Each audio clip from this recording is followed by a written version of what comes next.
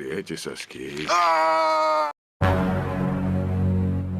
Halo Sobat Rebahaner, kembali lagi di sini. Pada kesempatan kali ini saya akan merangkum alur cerita film Bechstein yang dirilis pada tahun 2007 dan disutradari oleh Rob Schneider. Tanpa banyak spoiler, mari sama-sama fokuskan pikiran dengan satu tujuan dan mari kita katakan bersama-sama 1, 2, 3. Film diawali ketika ada seorang pengusaha yang tersandung kasus. Ia ini bernama Stein. Ia lalu diseret ke meja hijau. Lalu karena ia tidak ingin masuk penjara, ia menyuruh pengacaranya untuk menyuap si hakim. Namun si pengacara mengatakan bahwa hidup di dunia ini hanya satu kali dan ia harus menerima kenyataan pahit tersebut. Stan lalu memecatnya dan ia menyewa pengacara yang kotor. Ia ini bernama Popper. Ini dia orangnya. Popper yang telah menyuap si hakim membuat masa tahanan Stan dikurangi 3 tahun. Dan sebelum masuk penjara, ia dikasih waktu 6 bulan. Да, суд окончен. Meski hukumannya dikurangi, Stan yang lemah tetap saja takut. Lalu ia pergi ke sebuah bar dan ketika itu ia melihat seorang bekas narapidana. Di sini Stan memberikannya $100 untuk menceritakan bagaimana ia berada di dalam penjara. Lalu orang itu bertanya, "Di manakah kau di penjara?" Lalu Stan menjawab bahwa ia akan dipenjara di Fairlane. Di sini, bekas narapidana itu mengatakan bahwa di penjara itu harus hati-hati karena penjara itu penuh dengan gangster dan terkenal jahat dan siapapun yang lemah pasti akan dibohol.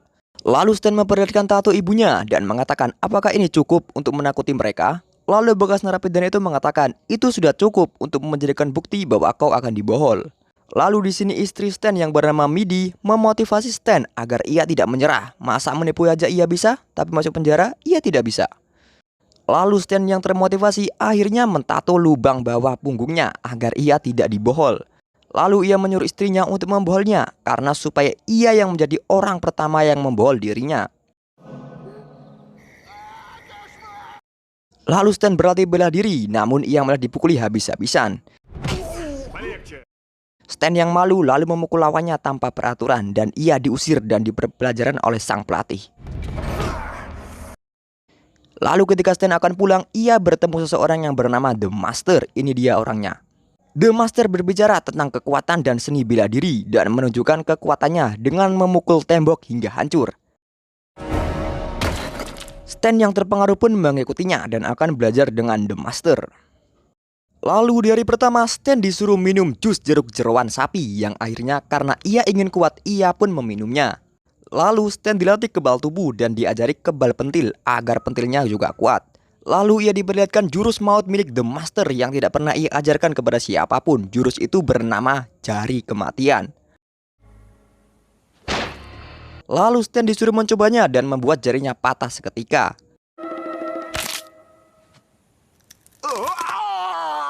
Stan yang memang berniat pun berlatih setiap hari dengan penuh semangat. Кулинария.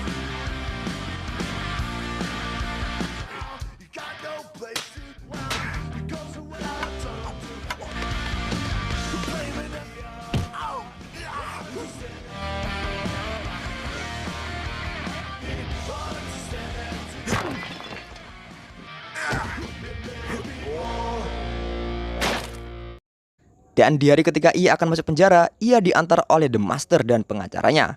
Di sini terlihat ada istrinya yang dari jauh memandangnya dengan raut wajah sedih karena Stan akan pergi. Lalu ketika Stan berada di dalam bus, ia diganggu oleh napi dan diberi salam perkenalan. Скоро. Setelah tiba, semua napi diperiksa anusnya. Dan saat giliran Stan, para sipir pun dibuat terkejut karena melihat anus Stan yang entah itu bermotif apa, tapi para sipir enggan untuk menyentuhnya. Жилье любезно предоставленное штатом. Dan ketika ia masuk, ia bertemu dengan seorang kakek yang cabul dengan satu kamar dengan si Stan. Lalu Stan menyuruh kakek itu untuk tidur di ranjang di bawah karena ia tidak ingin tidur di ranjang atas. Lalu saat di lapangan, di sini Stan menanyakan siapakah pemimpin dari lapas penjara ini. Sot langsung menjawab bahwa di sini banyak geng yang salah satunya adalah geng kulit hitam, di mana beredar cerita bahwa pemimpinnya pernah membunuh orang hanya dengan 1 kali pukulan. Dan ada geng Meksiko yang lebih berdominan anggotanya geng dari Meksiko. Lalu ada geng terakhir yaitu geng Nazi, di mana geng ini ketika berkelut bermain keroyokan. Lalu Stan meminjam buku dan mengejek si Raymond. Di sini Stan langsung mengajarnya dan menurunkan celana Raymond. Lalu dengan seni bela diri yang telah diajarkan, Stan mematahkan jari Raymond dengan sangat mudah. Lalu datanglah pemimpin geng Nazi yang mengajak Stan untuk bergabung, tapi malah Stan membogem kepala dirinya. Lalu, geng kulit hitam pun akan meramaikan acara, namun Stan mampu mengalahkannya dengan sangat mudah.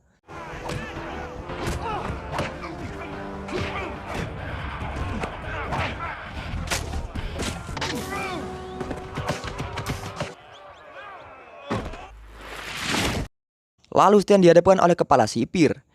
Di saat sipir akan membuka borgol di tangan Stan, ternyata Stan terlebih dahulu telah membukanya dengan tangannya sendiri dan dengan kemampuannya.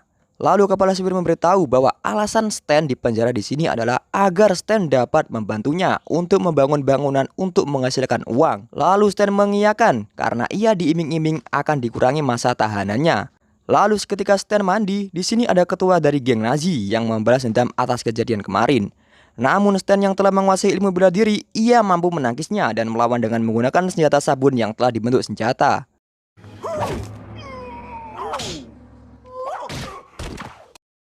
Lalu Stan pun bekerja untuk membuat rincian dari bangunan yang diminta oleh ketua sipir. Lalu datanglah ketua sipir dengan membawa seseorang yang akan membantu Stan. Di sini Stan tahu bahwa ia adalah seorang mafia karena terlihat dari tato yang berada pada jari-jarinya. Lalu Stan mengumpulkan 3 kelompok dan menjadikannya menjadi satu.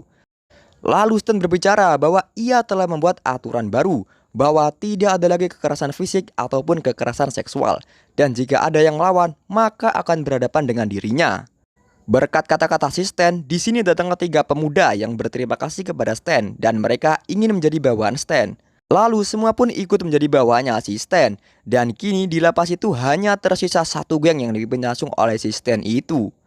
Setelah hari itu, keadaan lapas berubah menjadi lebih asik. Dan itu dibuktikan ketika ada narapidana yang berulang tahun, mereka merayakannya dengan berbagi hadiah. Dan di sini Stan kedatangan tamu, yaitu sang istri. Di sini Stan bertanya, di mana The Master tinggal? Lalu sang istri menjawab bahwa The Master sekarang tinggal bersamanya. Lalu Stan pun ngambek dan ia disuruh menghadap kepala sipir. Di sini kepala sipir berbicara bahwa ia tidak menginginkan keadaan lapas yang damai, karena itu bertentangan dengan kemauannya.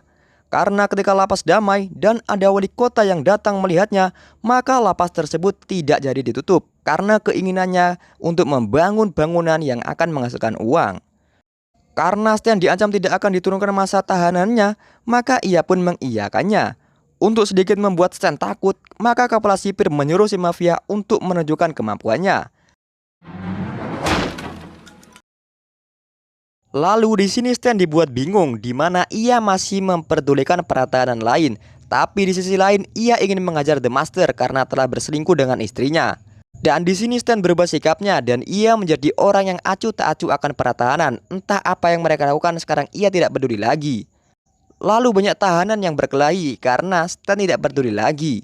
Ketika Stan akan makan, ia didatangi oleh pemuda yang mengidolakannya, namun Stan malah mengusirnya.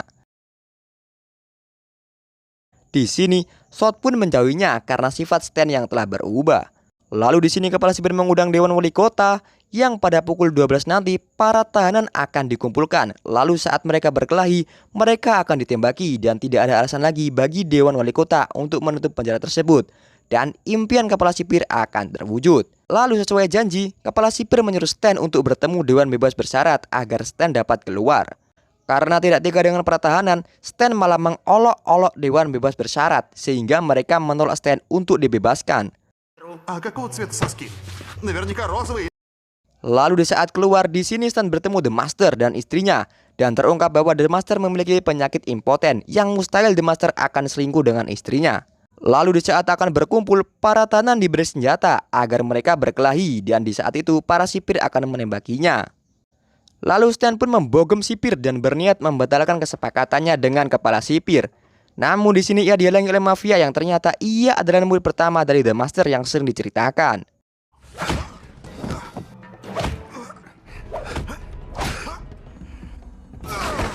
Di sini Stan terkapar dan ternyata mafia itu adalah seorang yang memiliki gangguan seksual. Lalu di sini Stan pun ingat tentang jurus jari kematian yang diajarkan oleh The Master. Ketika mereka adu kekuatan pentil, di sini Stan yang telah dilatih oleh The Master tidak merasakan sakit sedikit pun. Lalu di sini Stan menggunakan lagi jurus jari kematian hingga mafia itu terpental dan bawangnya menancap di sebuah miniatur bangunan milik kepala sipir. Lalu Stan pun datang. Namun Stan terlambat karena para tahanan sudah panas kepalanya dan akan bergelut. Namun di sini mereka ternyata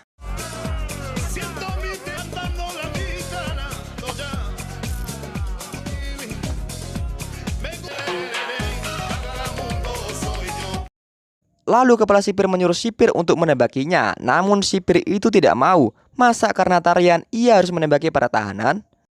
Lalu kepala sipir mengambil alih senjata dan menembaki para tahanan secara brutal. Lalu datanglah The Master dan istri dari Stan yang menendang kepala sipir hingga pingsan.